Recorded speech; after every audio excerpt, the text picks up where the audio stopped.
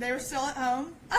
So it's honestly felt like such a dream to have them at home, and I'm just so grateful, obviously, to President Trump, the administration, Alice Johnson, just everyone within the pardons office.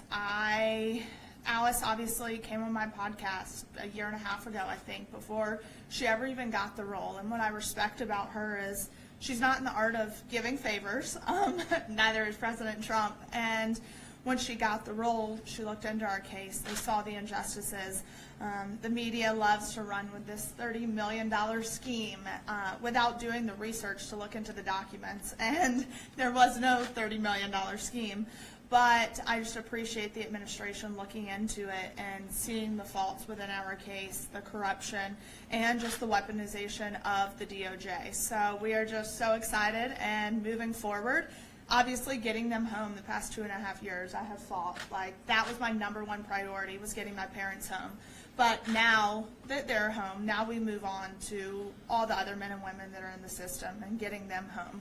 And I know we're going to continue to work. We're going to be in D.C., and Mom and Dad are now along for the ride because we're not leaving those men and women behind. There's too much work that needs to be done. There's too much reform that needs to be done. So we're just super excited, and here he is, Todd Chrisley, after running from, the media at Nordstrom yesterday.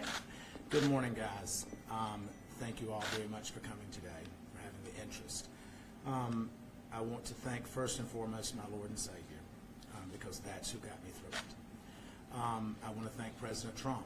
I want to thank the administration. I want to thank Alice Johnson. I want to thank every person that has prayed for us, that has stayed in the fight and that fought for the truth to come out. And so I am grateful for it. And as Savannah said, she has fought a long fight. And for any parent to see their child fight this hard, it's a double-edged sword. It's a blessing, and then your heart breaks because your child has been placed in that position to fight for you, when as a parent you're supposed to fight for your children.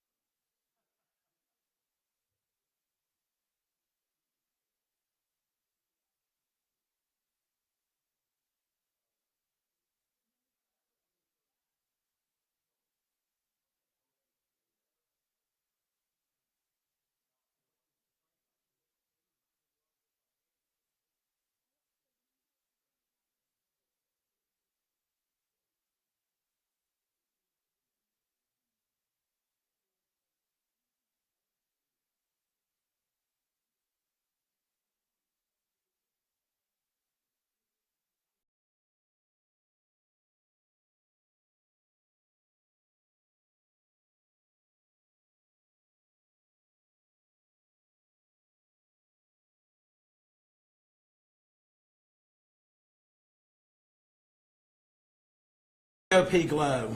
And so what was the motivation behind that, and how are you going to continue that sort of fitness routine moving forward? Well, I'll actually have more access to better products now that I'm out. I think that I had nothing to do other than to read and to work out. And so I worked out every morning at 10:45 until 12 with my buddies there, and I read, and my walk with Christ became deeper, and I talked to my daughter.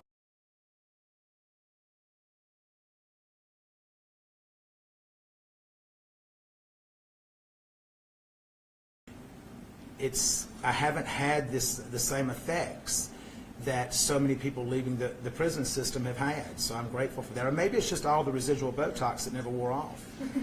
What was the reunion like, though, first night? Yes, I think for me, obviously I went to pick up my dad. And when he walked out, it was just such an overwhelming feeling, because the last time I was there, I was dropping him off and watching him walk away. So I think watching him walk towards me, I was an absolute disaster. And we left there, and it was amazing. And I FaceTimed my friend Margot, who works within the administration, and she goes, "Hold on a second." She was like, "I'm here with the president." And we got to FaceTime the president. And it was a full circle moment. I think that it was, you know, as Savannah said, she and Nick dropped me off there, and then you picked me up.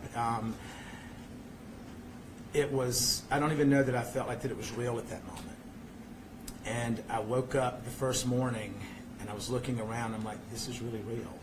I'm home. So I was grateful for our family to be all back in the same room, to be together, to share a meal together, to pray together, and to know that we're still in the fight together. Question, Pedro.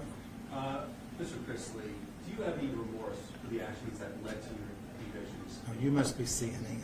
What? Do I have any remorse? I would have remorse if it was something that I did. Well, your wife did apologize last year in federal court. Well, let me explain to you how that works, if you don't mind. Yeah. You're placed in a position as a defendant to either bow down and kiss the ass of the Department of Justice and accept responsibility for things that you did not do in order to avoid a stronger sentence. And the corruption that went on in our case is going to continue to unfold, and Alex is going to continue to give each and every one of you the evidence that as it comes in. Next question. You haven't seen your wife in so long. Hearing her voice, seeing her, what was that like? It was overwhelming. It was overwhelming. Julie and I have been together for over 30 years, and she is my best friend.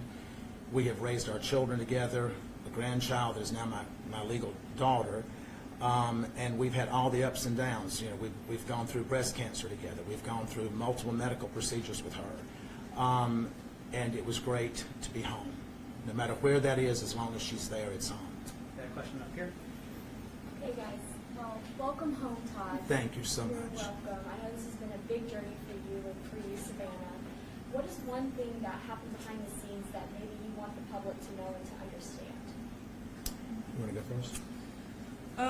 I think, obviously the biggest misconception right now is that I either paid for a pardon or slept for a pardon. That's something I would Like, that's the biggest misconception right now. And if people knew the countless hours and the money and the time that I spent going to D.C., literally with not a meeting scheduled, and I just got on a plane and went and said, I'm going to be in the right room at the right time and meet the right people.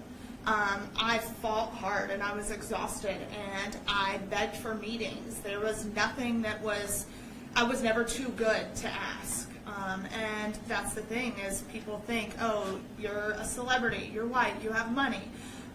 That we got an upper hand, and we didn't. I had to fight, and I was relentless, and that's how it happened. Finally, people listened. So for me, that would be something that people just don't quite understand. I think for me, watching it all unfold and listening to what she said that was coming up next, and just being consumed with pride while at the same time knowing that this is a long shot, because so many people are told no.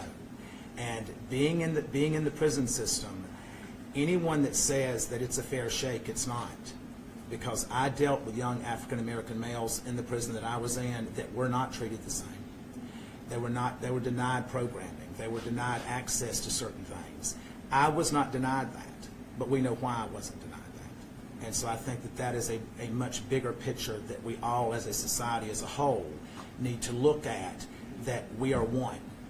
And whether you're Republican, Democrat, or whatever, at the end of the day, when you're in that hospital, you don't care if it's a Democrat treating you or a Republican. Now, some of you may, but I want whoever's going to be the best person to do that. You. You're another. Thank you. So there's no telling how many times Savannah's Instagram was refreshed yesterday with everyone looking for that glimpse of getting to see Todd. And then the first time we see you live on Instagram is in Nordstrom shopping. Can you talk about that? And then, were you hesitant at all for that to be the first glimpse of you shopping at Well, we Nordstrom? thought through our security detail that we had beaten that and that we were good to go. And what we did not realize is that there was multiple outlets that were following us, but we had interference with the security team. And I don't know why it's that exciting to go watch me buy underwear. I mean, it's just not. But we went in to grab a few things because of what I have an event to go to tomorrow. And then we looked up and the people in Nordstrom's coming and said, you need to understand that the press is here, the press is here. And so I'm like, they're just wanting this one first picture. And so I said, go live with it. And I said, and that stops them. And so that's what we did. Did it work? It did. Hey. Go down the front and in the back. But What do you have to say to the people who say you were only pardoned because of your status? I understand it. I understand it. That's not something that you can look at and say, well, that had nothing to do with it. I don't know if it did or if it didn't, because I wasn't involved in the process. But what I can tell you is that I believe in our President of the United States, and I believe in his commitment. When he created the First Step Act, that was to help incarcerated individuals. It was not adhered to by the Department of Justice. And the entire time during the Biden administration, it was not adhered to. So to hear him say that it is now going to be adhered to and Pam Bondi is going to make sure of that, literally since Pam Bondi has stepped in, now the Bureau of Prisons have been given a directive through a new director who I have such a huge amount of faith in, William Marshall, that he is going to make sure that the First Step Act is implemented, and these men and women are going to get the credit that they're supposed to be getting. They're going to get the training and the education that they're promised, and they're going to be given a right to go back to their families in a speedier way. So I do understand that, and if that's the case, I don't know how to address the fact that if it is the case, but I'm grateful to God for whatever reason it was that we were able to obtain it. foreign in first. Hi, we know you've called the Nashville area home for a few years, having a home in Brentwood, Willoughby. What's your plans for potentially keeping a life here in Nashville and in the future? We do have future plans. Nashville will always hold a very special place in our heart. But we have other plans. Do you plan to stay here? We will probably always have a presence here. I don't know that we'll be here full time. Back row, Bree. No, you. So after people have been incarcerated, a lot of times they say that isolation and that feeling almost of not being able to associate with family and friends is almost for them feeling like part of a death. And then having them come back is almost like a second chance. Now that you have all this new understanding, these experiences, really having that conversation with people in very different ways of life, how do you plan to use your platform and to share different messages if you do, now that you're continuing to have this TV show? This will always hold this. You can't go through what we've been through and walk away from it. I'm fortunate, so is Julie, that we never lost contact with our children. Julie and I emailed 10 times a day. And I think it's also important to understand that I was at a camp. It was the brokest child camp that you can go to. The accommodations were not great. But it, needless to say, was a camp. It was a former military base. So we had free access to walk, and we had a track and a weight pile, and we had things that we could do. But there are men there that after, I think statistically, after the first 2 years, people lose contact with their loved ones. And that, I can't even imagine how that must feel, but at the same time, I think that we at this point, God has said, when you know better, you do better. And it's our job at this point to expose all of that and to try to make those men and women's lives better if we can. And that's what I plan to do. So let's take a step back and take a look forward. First of all, what were both of your first reactions to the part where you just shocked? And looking forward, tell us, your return to television, this docuseries? Can you tease what it will be like in nature, what the focus will be? Tell us about that. I mean, when I got the call, like I said, I was walking into the grocery store and I stopped in the parking lot. I was like, what do I do? I was like, okay, go back to my car. And so I sat in my car and had that phone conversation that's online with President Trump. And I was in such shock. I really didn't know what to say. I started crying. Grayson was with me and we're like, oh my God, it's happening. It's happening. And I really don't even remember driving home. Like, I was in such shock. And I then was able to talk to my parents and tell them what had happened, but it had already kind of spread like wildfire because President Trump's team posted the video and tagged it Trump Knows Best, which, I loved. But it spread like wildfire. And when they called, they're like, is this really real? Oh my, like, it was so hard to believe that it was actually happening. I had a staff member that came to me and said, you've just been pardoned. And I just looked at him and he says, no, really, you've been pardoned, it's in the news. And so I walked up to call her and she said, it's true, it's true. So I remember walking back from the phone and just feeling numb, not really knowing. And then after about 10 minutes, all I could think about was the guys that I was leaving behind because I had made such wonderful relationships with those men. And when I left that day, there was only 317 men at our camp, but they were lined up shouting when I was walking out. And they were saying, don't leave, don't forget us, don't forget us. And my commitment is to them that I will never forget them. And how about the docuseries? So we had been filming, and we had just wrapped filming for all intents and purposes. And then we get the call that they had been pardoned, so we picked right back up. And we're excited because I think this new show is going to give, first off, it's going to give people a look into the trial and things that we went through, and we're going to set the record straight, put some documents out there. Alex is on there. But it comes full circle because we go back and then we get to the point where mom and dad are pardoned, and now we move forward with our lives. And I know for me personally, now I get to be a normal 27-year-old, almost 28. And so my goal, it's like we were talking last night, it's like I'm traveling to 30 countries by the time I turn 30. But going to D.C. is going to be, I will be there a lot more because now I hope to work with the Federal Bureau of Prisons and Billy Marshall and help them expose the corruption because he has vowed to hold people accountable if there has been abuse and corruption to occur. So I'm extremely excited for that, to work with some organizations, put bills in front of Congress, especially for women who are incarcerated. So that's kind of our goal. And then obviously they've already got all the offers rolling in, so it's going to make life so much easier. You'll see him on quite a few different shows, I have a feeling. So one more question, and then I think we're... Can Todd confirm that you will be a part now of the second portion of the series? We are. Okay. Yeah. We started filming literally the night that we got home. As soon as we got home. So I think with this new series, you will see the first time he and mom see each other for the first time. Last question. Let her have this question.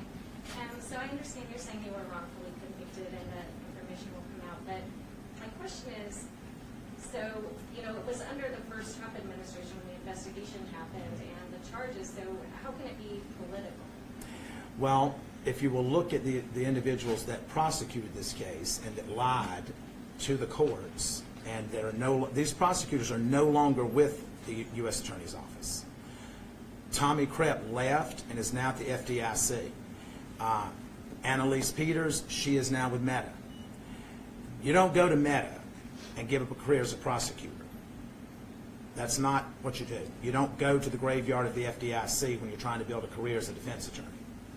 So I also think it's very important to note that it took 7 years to issue a formal indictment. Exactly. So the investigation was going on for almost a decade. And when you look at it, our judge was the youngest African-American female appointed by Obama.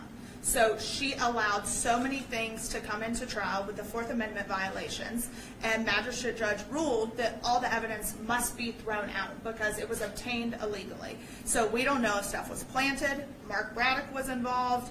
He got full immunity from the government. So the whole trial was just messy and tainted. And when the magistrate judge ruled the evidence was not allowed in, the Obama appointed judge said, nope, I don't care. We're allowing it all in.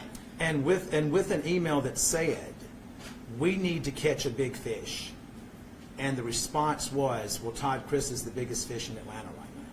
And I think it's also important to note that the Office of Inspector General ruled in our favor in their documents, that in their investigation, that stated, we agree that the Chrisleys were unfairly targeted. We substantiate Due to their celebrity status. Yes, we substantiate the Chrisley's claims that they were unfairly targeted. So at the end of the day, I will sit and say, as his daughter, I believe in law and order. If I believe that my parents did exactly what they were accused of doing, then yes, you have a consequence You have a for it. consequence for it.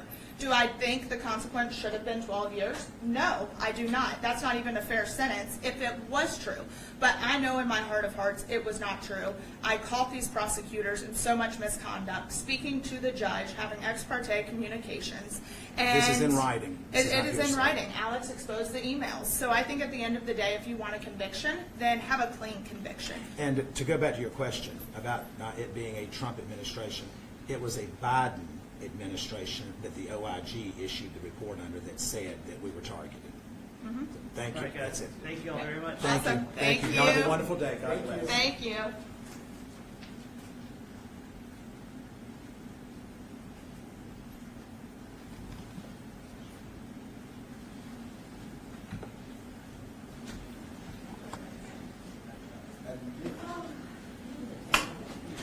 Thank y'all for coming. If you guys need anything, I can give you a card or my email, phone number, whatever y'all need.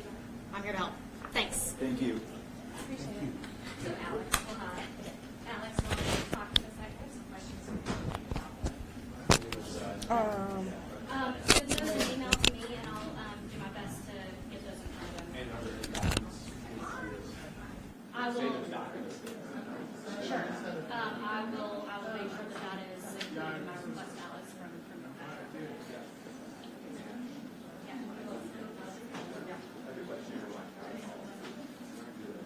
I don't have that, but they might. Yes.